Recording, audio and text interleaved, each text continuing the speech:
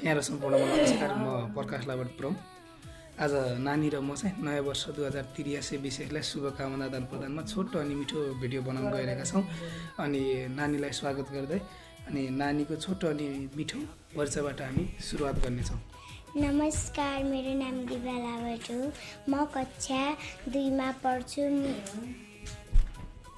अनि हजुरलाई कति वर्ष भयो? म 8 वर्षको भएँ।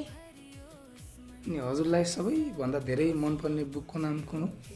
मलाई सबैभन्दा धेरै मनपर्ने बुक साइन्स हो। सबैभन्दा खानामा मनपर्ने चिज?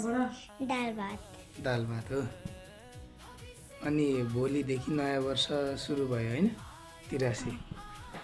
के भन्न चाहनुहुन्छ सर्वप्रथम सबैलाई? म आफूभन्दा ठुलालाई आदर गर्न चाहन्छु। म आफूभन्दा सानालाई माया गर्न चाहन्छु। अनि म आफ्नो कोठाको सफा गर्न चाहन्छु। नयाँ वर्षको शुभकामना नदिने सबैले? नयाँ वर्षको धेरै धेरै शुभकामना छ सबैलाई। घरमा सबभन्दा मनपर्ने मान्छे को? मम्मी। अनि मम्मी मात्रै? दिदी। अरू कोही पनि नै। हाल कहाँ बस्नुहुन्छ? म काठमाडौँ।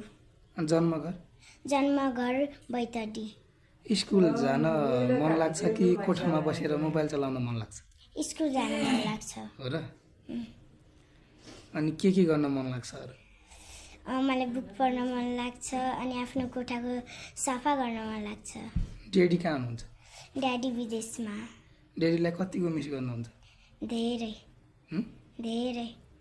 ड्याडीको राम्रो र नराम्रो बानी एउटा भन त। राम्रो बानी एउटा, नराम्रो बानी एउटा? थाहा भएन। थाहा छैन? पैसा दिने बानी राम्रो कि नराम्रो? नराम्रो। मोबाइल दिने? नराम्रो। हो। अनि अरू के खाता? अरू बिदामा कोठामा बस्न ठिक लाग्छ कि स्कुल जान? कि घुम्न? स्कुल जान। अब पैतेरतिर जान अनि विभिन्न ठाउँमा घुम्न कतिको मन लाग्छ त? मन त लाग्छ तर स्कुल हुन्छ। ठुलो भएपछि के बन्ने प्लान छ? डाक्टर। डाक्टरका लागि त मेहनत गर्नु पर्ला, पढ्नु पर्ला। अनि कतिको पढ्न मन लाग्छ कोठामा बसेपछि? धेरै। चरबटे पानीपुरी खाने मन कतिको लाग्छ? लाग्दैन। धेरै लाग्दैन। दाइसँग मिलेर बस्नुहुन्छ कि झगडा गरेर बस्नुहुन्छ? मिलेर। अनि हाम्रो घर परिवारमा भएका सबै मान्छेलाई चाहिँ अन्तिममा नयाँ वर्ष 2083 साल हो नि त भोलिदेखि।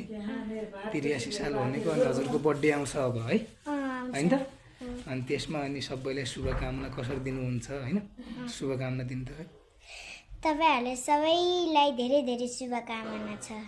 अनि विदेशमा बसेको ड्याडीलाई अन्तिममा कसरी सम्झिनुहुन्छ?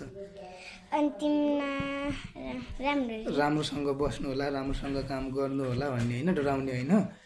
अनि छिट्टै हामी भेट्नेछौँ अनि म पनि ठुली हुनेछु अनि हजुरको सपना पुरा गर्नेछु भन्ने है?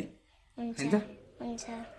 अनि सबैसँग मिलेर बस्ने, सानोलाई चाहिँ माया गर्ने, ठुलोलाई आदर गर्ने। नयाँ वर्ष 2083 सालको स्वदेश तथा विदेशमा रहनुभएका आम नेपाली दाजुभाइ, दिदीबहिनी, आमा बुवा, इष्टमित्र, आफन्तजन सबैलाई धेरै धेरै शुभकामना होइन त?